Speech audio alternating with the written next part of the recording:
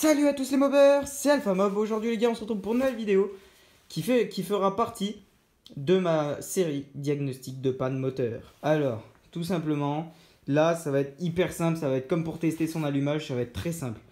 Alors, dans cette vidéo, on va apprendre à voir pourquoi il n'y a pas d'arrivée d'essence dans votre moteur.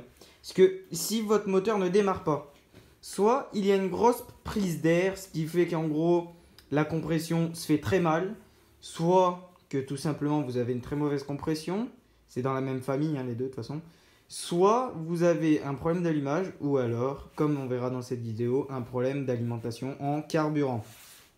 Alors dans cette vidéo les gars, ça va être très simple. En description, j'ai mis les vidéos que j'ai faites. Donc j'ai fait déjà, à l'heure où je vous parle, j'ai fait la vidéo sur l'allumage et la prise d'air. Donc il me reste plus que la compression à faire. Donc je vous mets en vidéo, en description les 3 vidéos que j'ai faites. Donc je vous mettrai les liens. Si jamais ça vient pas de ça, que vous avez de l'alimentation en carburant, regardez les autres vidéos, donc allumage et prise d'air. Et comme ça au moins vous serez tranquille. Je vous les mettez tout en description et vous allez forcément trouver le problème. Donc, les gars, ça va être vraiment très simple. Pour commencer, vous allez mettre votre bougie. Bon, moi là, je peux pas, mais vous allez mettre votre bougie. Si vous voyez que votre bougie, vous allez essayer de démarrer pendant au moins 2 minutes, 3 minutes. Si vous voyez que ça sent pas l'essence, vous allez enlever. Elle démarre pas, vous allez enlever votre bougie, vous allez regarder. Si elle est trempée, votre bougie, elle est trempée, ça veut dire que le problème, du coup, ne vient pas de l'arrivée de carburant. Mais elle viendra peut-être d'une mauvaise compression ou alors tout simplement d'un mauvais allumage. Donc, par contre, si la bougie est sèche, faites exactement ce que je vais faire, ça va être vraiment très simple. Donc vous allez prendre la durite qui part de votre robinet au carburateur. Donc ça marche aussi si vous avez comme la sonde là-bas, si vous avez votre réservoir à l'arrière, c'est exactement pareil. Donc vous allez enlever, vous allez fermer l'essence déjà dans un premier temps. Vous allez débrancher la durite, vous allez prendre un récipient, donc pour moi mon bidon d'essence, et vous allez tout simplement mettre votre essence, toute l'essence que vous avez dans votre réservoir, tout simplement. Vous allez le mettre dans un bidon, dans un récipient. Donc pour que ça aille plus vite, vous pouvez ouvrir, vous pouvez faire une plus grosse mise à l'air. Ça au moins ça coulera plus vite, vous voyez. Ça coule un petit peu plus vite. Donc je vais faire une petite coupure pour pas que ça soit beaucoup trop long pour vous, parce qu'il est vraiment plein en fait. J'avais pas réfléchi que j'allais faire cette vidéo, donc du coup j'avais fait le plein. Donc du coup, il faut vraiment faire attention, ça va vraiment être rapide. En fait, on va juste regarder, parce que derrière le robinet, normalement, dans la majorité du temps, après je ne sais pas sur les autres mobylettes, mais je sais que sur Peugeot, normalement, il y a un filtre qui vient là. Par là, vous avez un filtre. Et là, vous avez un autre filtre. En fait, vous avez 2 filtres à carburant. Et 3, parce que des fois, ce que vous faites, c'est que vous coupez la durite et vous mettez un petit filtre à carburant en plus. Alors des fois ça peut être même lui qui fout la merde s'il est trop encrassé, ou qu'il est trop petit, ou tout simplement même qu'il est trop encrassé, ou que le papier est trop comment expliquer, est trop dur à transpercer pour l'essence. Alors ce que je vous dis les gars, ne mettez jamais de filtre à carburant en plus. Ça sert vraiment, mais alors totalement à rien, puisque vous en avez un là qui empêche la merde, donc la rouille, si jamais il est rouillé à l'intérieur, de rentrer dans votre durite et dans votre carbu. Et vous avez un autre filtre juste ici. Pour ma part, vous avez un autre filtre dans le carbu. Donc vous avez tout simplement 2 filtres d'origine, vous en avez 2. Vous allez en rajouter un 3e, ça sert à rien. Moins vous rajoutez de choses, mieux c'est sur une mobylette. Parce qu'après, si vous rajoutez une chose, ça peut vous entraîner à avoir plus de merde qu'autre chose, en parlant poliment. Donc là, je vais vous faire une petite coupure et je vous récupère tout de suite. Donc moi, j'ai mis ma bassine dessous pour que si ça coule, parce que forcément il y aura des restes. Alors vous allez fermer votre robinet pour pouvoir le faire passer, tout simplement. Vous allez dévisser votre robinet. Donc des fois il est un peu dur, parce que moi je l'ai peint avec, sans faire exprès. Enfin, j'ai pas bien réfléchi. Du coup, heureusement que ça m'a pas arraché de la peinture. Ça me l'a arraché, mais que à l'endroit, c'est normal. Donc là, vous avez un petit joint déjà. Désolé, si je me mettais en face, c'est un peu mieux. Vous avez un petit joint. Faites attention de ne pas le déchirer. Et s'il est fendillé, changez-le. Vous mettez un petit joint de plomberie, ça passe. Et là, vous allez regarder votre petit filtre. Pour ma part, il est vraiment très propre, le mien. Il est très propre, à part la petite particule là, mais c'est moi qui viens de la mettre. Donc ce que vous allez faire, c'est que... Attendez, je cale le téléphone. Voilà. vous allez prendre du nettoyant frein sous pression, en bombe là, et vous allez badigeonner, vous allez bien insister sur le filtre, à l'intérieur du filtre, à l'intérieur du robinet. Ah, je m'en suis pris dans la gueule, c'est pas grave. Vous allez en mettre dedans, vous allez en badigeonner de partout. Et là, votre robinet est propre. Vous regardez à l'intérieur, il est bon, là il est bon, et vous soufflez dedans pour voir si de l'air passe de là à là. Pour moi c'est bon, il est nickel. Donc de toute façon c'était pas ça mon petit problème, mon petit souci n'était pas ça. Donc ce que vous allez faire, c'est que vous allez le remonter. Dans tous les cas, ce qu'on vient de faire les gars, même si jamais ça vous a servi à rien de faire cette étape là, dans tous les cas, ça fait du bien à votre mobilette. Alors j'ai envie de vous dire, tant mieux, hein. Il faut les chérir ces petites princesses. Donc maintenant vous allez le remonter, puisque la panne n'est bien sûr pas ça. Donc vous allez le serrer, mais pas trop.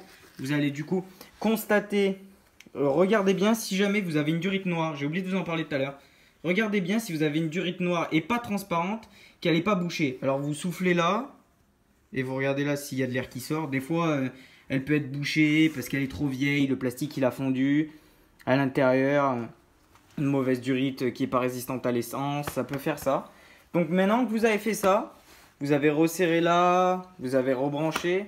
Vous faites un test, vous ouvrez votre essence, vous refaites le plein et vous regardez si vous démarrez. Si c'est toujours pas le cas, c'est votre carbu. Parce que en gros, si là il est sale, votre réservoir, regardez, le mien il est rouillé. Je sais, il est vraiment pas en bon état. Mais si on regarde, là vous pourrez pas y voir parce que bon, j'ai pas un assez bon téléphone pour faire du bon zoom de loin. Mais on voit que au fond, moi, il n'est pas rouillé. Il est rouillé vraiment en hauteur. Il doit être rouillé. Tout ça, c'est rouillé. Et là, c'est vraiment clean. Donc, ce que je fais, moi, c'est que je le remplis jamais à fond. Vous voyez très bien, là, j'ai mis quoi, même pas 2 litres. Alors, ce que je fais, c'est que je le remplis toujours par là. Comme ça, moi, je suis sûr de pas mettre de la merde. La preuve, mon filtre était en bon état.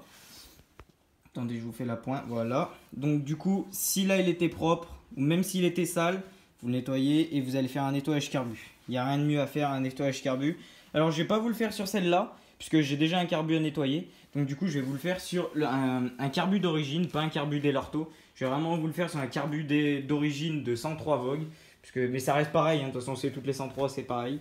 Donc, c'est un Gertner là, que je vais vous faire. Donc, je vais vous faire ça tout de suite. Il vous faut juste de la patience.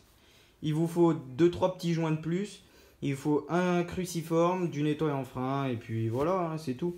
Donc à tout. Voilà les gars, le petit carburateur que je dois nettoyer. Alors oui, vous allez me dire il tourne, hein, c'est normal, j'ai commencé déjà un peu à desserrer les choses pour aller un peu plus vite. Alors là, vous allez enlever votre boîte à air, parce que ça ne nous intéresse pas, mais bon, vous pouvez déjà la souffler si jamais il y a 2-3 merdes dedans.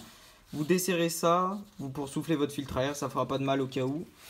Vous allez prendre votre cruciforme, vous allez desserrer la vis du cache du boisseau, tout simplement. Déjà de 1. Vous allez l'enlever complètement, votre cache, et vous allez tout nettoyer en nettoyant frein. Hop là. Vous allez enlever là. Vous allez mettre un bon coup de soufflette et un bon coup de nettoyant frein là-dedans, comme ceci. Ça fera pas de mal. Vous renversez pour s'il y a de la merde qui tombe. C'est pareil pour le boisseau, hein, mais ça sert à rien. Je le fais quand même. Après, vous allez desserrer justement celle-là avec le petit ressort. Par contre, faites très attention de rien perdre, les gars.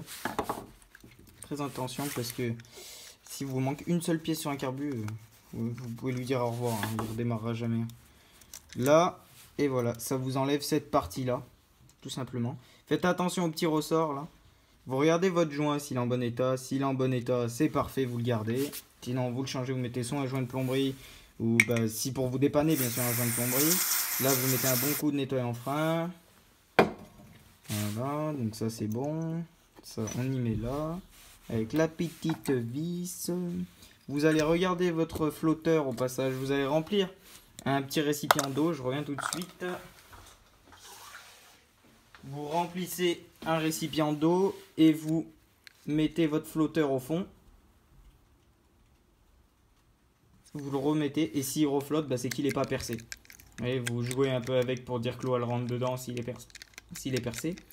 Là vous voyez, il n'est pas percé, donc c'est nickel. Vous nettoyez derrière là. Vous pouvez acheter du nettoyant carbu, hein, ça marche aussi. Hein. C'est pas la peine de le faire avec du nettoyant frein obligatoirement. Hein. Nettoyant frein, ça abîme un peu les joints. C'est pas vraiment le mieux pour nettoyer un carbu, mais bon, ça marche quand même. Là, vous remettez dedans. Là, vous allez desserrer cette vis. Il y a un filtre à carburant, tout simplement. Ici, attendez, je vais récupérer mon petit truc. Donc voilà. Donc là, vous allez desserrer tout simplement. Moi, je l'ai enlevé. Hein. C'est normal qu'il n'y ait pas, mais je l'ai enlevé. Parce qu'il faut que je le change. Il était complètement déchiqueté, le mien. Donc là, normalement, vous allez enlever ça. Et là-dedans, vous allez avoir un autre filtre. Moi, je l'ai enlevé, comme je vous dis, il était déchiqueté. Alors, du coup, voilà, je roule sans pour l'instant. Là, vous allez refaire votre joint d'étanchéité avec du téflon. Ça marche quand même, les amis. Donc là, vous allez resserrer. Donc pour la partie nettoyage carbu flotteur plus filtre à carburant, du coup, dans le comment ça s'appelle, dans le carbu, hein. C'est bon. Ah, vous voyez le joint. Faire très attention, être vraiment très à l'écoute de ce qu'on fait. Parce que vous perdez un seul joint, il n'y a plus rien qui marche. Eh oui, les gars. Vraiment, une prise d'air dans le carbu. Ah bah, vous pouvez vous dire adieu à votre carbu. Hein. Ça redémarrera plus, hein, je vous le dis. Sur ma 103, là, ma 103 Vogue, j'ai dû racheter un autre carbu parce que j'ai du mal à le remonter quelque part. Je l'ai démonté, remonté, démonté, remonté, démonté, remonté, démonté, remonté pour essayer de voir si jamais il y avait quelque chose que j'avais mal remonté et je vois pas ce que c'est. Du coup, bah, je l'ai changé pour rien. Juste parce que j'ai voulu faire un nettoyage carbu. Donc, une fois que ça c'est fait, vous remettez bien comme il faut là. Vous remettez votre petit ressort. Tout simplement. Le mettre bien en face des trous. Voilà. Il faut le mettre bien dans ses guides. C'est pas très facile de le mettre bien comme il faut à une main. Là. Hop là. Vous allez remettre votre vis. Tout simplement. Vous allez serrer tout en regardant que ça bouge pas. Là déjà cette partie de carbu est nettoyée. Là, vous allez serrer. Donc là c'est bon. Maintenant ce qu'il vous reste à faire c'est votre petit... Donc j'ai pas de... Ah si, j'ai un petit tournevis là. Votre gicleur qui est juste ici, vous allez le nettoyer aussi. Parce que en majoritairement, ce qui fout le plus la merde, c'est vraiment les gicleurs bouchés. Ça c'est vraiment pas rare. Hein. Là je vais vous faire voir le trou du gicleur comme il est petit. Juste une particule de rouille de votre réservoir ou un truc que vous avez mis dans votre bidon d'essence, ça se bouge très rapidement. Ce que vous allez faire, c'est que vous allez tout simplement mettre dans le petit trou qu'il y a là. Bon, vous voyez, il ressort de l'autre côté. Donc c'est qu'il n'est pas percé. Vous allez nettoyer là. Oh, j'en prends encore dans la gueule, c'est pas grave. Et vous allez nettoyer tout simplement. Là, c'est pas la peine de nettoyer, hein, vous pouvez, mais c'est la cuve. Hein, ça ressort ici, c'est ce qu'on a fait déjà tout à l'heure. Donc ça sert à rien de le refaire. Si vous voulez le refaire, faites-le. Voilà, vous resserrez. Vous resserrez votre gicleur. Profitez-en de le changer si jamais au cas où il est trop haut ou je sais pas, des fois. Vous pouvez resserrer votre machin. Gicleur, c'est bon. Maintenant, tout simplement, vous allez remettre votre petit boîteau dans son encoche. Et vous allez resserrer le tout. Et vous pouvez remonter votre petit carburateur. Donc vous remettez la boîte à air, bien sûr. Ne l'oubliez surtout pas, parce que sinon, votre filtre à air ne va pas durer très longtemps, je peux vous le dire. Voilà, vous resserrez. Vous resserrez. Et puis voilà. Donc là, vous venez de faire... Là, vous serrez encore pas totalement, comme ça, moi, vous pouvez le bouger lors du remontage, si jamais ça vous gêne. Et puis, les gars, voilà. Donc là, tout simplement, on vient de faire le nettoyage de filtre, donc qui est dans le réservoir. Vous avez contrôlé votre durite, vous avez contrôlé votre carbu, vous avez nettoyé votre carbu. Et après, il peut pas, puisque ça peut pas se boucher, puisque c'est le clapet. Et ensuite, ça rentre dans le moteur. Donc, il n'y a que 3 choses à contrôler. Filtre, tuyau, votre petit carbu. Et la pipe, ça sert à rien, puisque Simplement, elle ne peut pas se boucher avec du carburant. Donc j'espère que cette vidéo vous aura plu. Les gars, si c'est le cas, n'hésitez pas à la liker, commenter, à vous abonner, à me dire ce que vous en avez pensé dans les commentaires. Et n'oubliez pas que si jamais votre problème ne vient pas d'une arrivée de carburant, ne vous faites pas de problème. Sur ma chaîne, j'ai fait d'autres vidéos pour un problème d'allumage défectueux et un problème de prise d'air. Pour diagnostiquer une prise d'air. Donc là, il ne restera plus qu'une vidéo à faire. Ça va être pour la compression, mais je vous la mettrai plus tard en description. J'espère que cette vidéo vous aura plu. Allez, ciao!